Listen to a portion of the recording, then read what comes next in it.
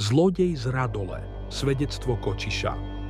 Písal sa horúci august roku 1722, dní okolo svätého Štefana Kráľa.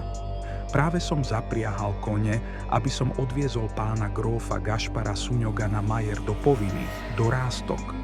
Bolo treba dozrieť na kosenie lúk, lebo poddaní bez pánskeho oka robotu radi flákali. Gróf bol zamlknutý, v hlave mal hospodárstvo, no ja som mal v hlave to, čo sa šepkalo v Kisuckom Novom Meste.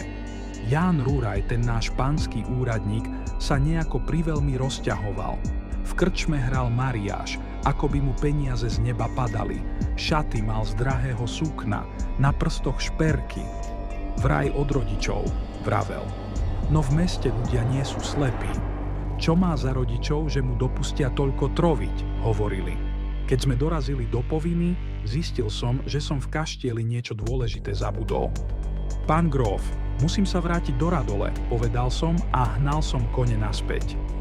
V kaštieli bol pokoj, no niečo ma ťahalo hore, na poschodie k Panskej svetlici.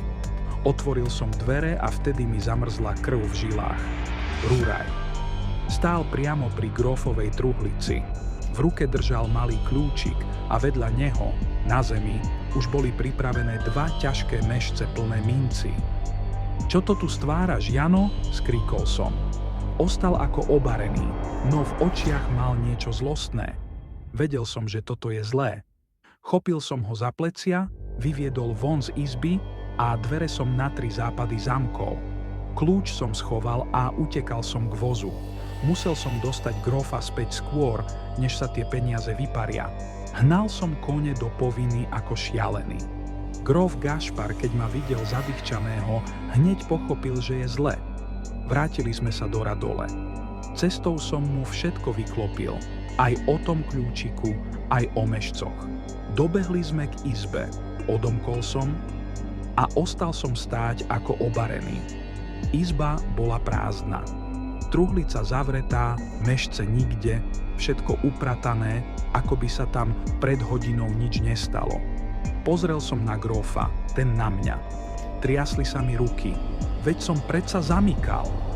No pravda sa dlho neskrie, čoskoro sa ozvali ďalší. Kováč Michal Sedo priznal, že mu Rúraj nosil ten malý kľúčik, aby naň pripiloval zúbok, vraj od matkinej truhličky. A Martin Hrnko ho zasa videl vychádzať z panských izieb, tancovať okolo Fraucimeru a husárskej izby a dokonca mu Rúraj núkal peniaze, aby mlčal. Nakoniec tie jeho panské maniere a drahé kabáty dohovorili za neho. Pred súdom už nebolo úniku. Obvinenia a svedectvá sa sypali zo všetkých strán, aj dôkazy. Ján Rúraj si myslel, že je chytrejší než my všetci, ale pánska truhlica mu nakoniec priniesla len pánsky trest.